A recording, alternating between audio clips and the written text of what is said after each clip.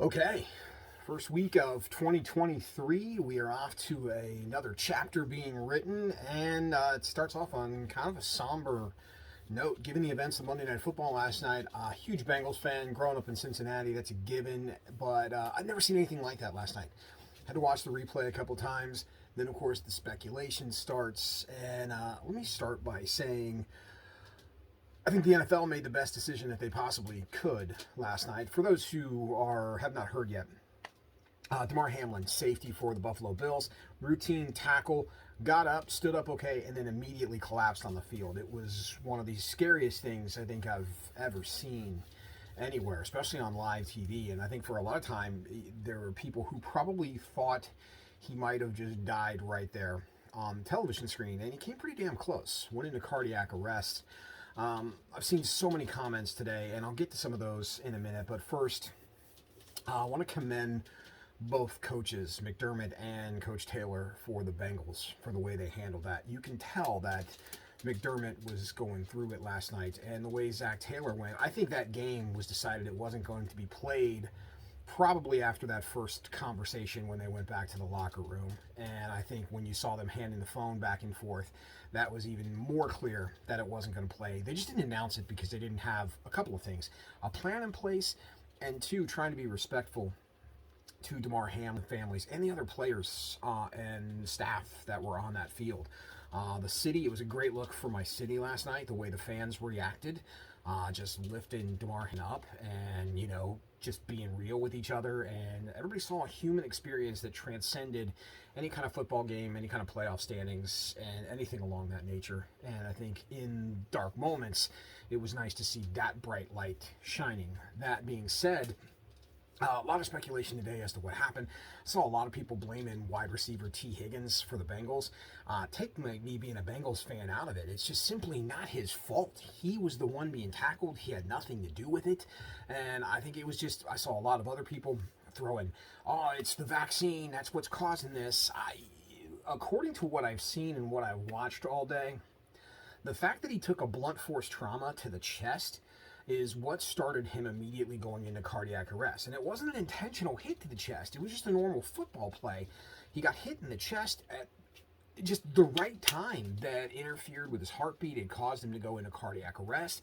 He was on the field, and kudos to the medical staff for figuring out what was wrong right away and getting him the care that he needed.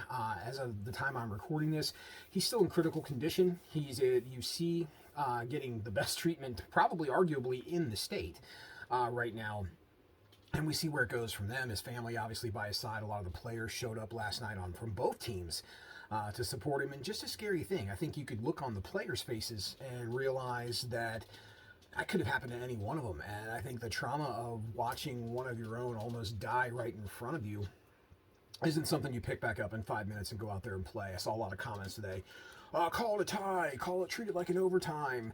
However they decide to do it is on them, but you can't expect those players to jump right out there and play again. Like, that's just not something that you get over in just a couple of minutes, regardless of how much you're being paid. And I think Ryan Clark, former safety for the Pittsburgh Steelers, who I am genetically opposed to being a Steelers fan, but I have loved Ryan Clark since he started working for ESPN. I watched him last night on SportsCenter. Just the way he put it, that, we as fans get irritated with our player who doesn't play well on our fantasy teams, or, they get paid so much money, millions of dollars. But what he brought to real clarity last night was all these guys put their lives on the line for that money that they have to live this dream. And it turned very nightmarish last night. So again,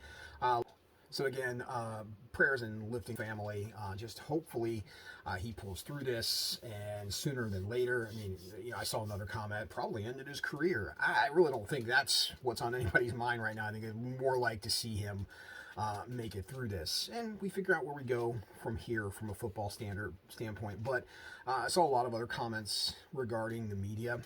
Hats off to Troy Aikman, Joe Buck, the Monday Night Football staff, the ESPN crew back in the studio with Schefter and Booger McFarland and Susie Colbert. You don't know what to do. Coming from someone in the media, or been in the media, been on the air, you don't know what to do when that happens. There's only so much filling you can do, and you're playing every commercial you have slated for that hour because you're trying to kill time. And there's no right answer as to what to say or what to talk about because everything is going to be wrong in that situation. You don't want to just go back into the game and start breaking down a game analysis because then you look insensitive.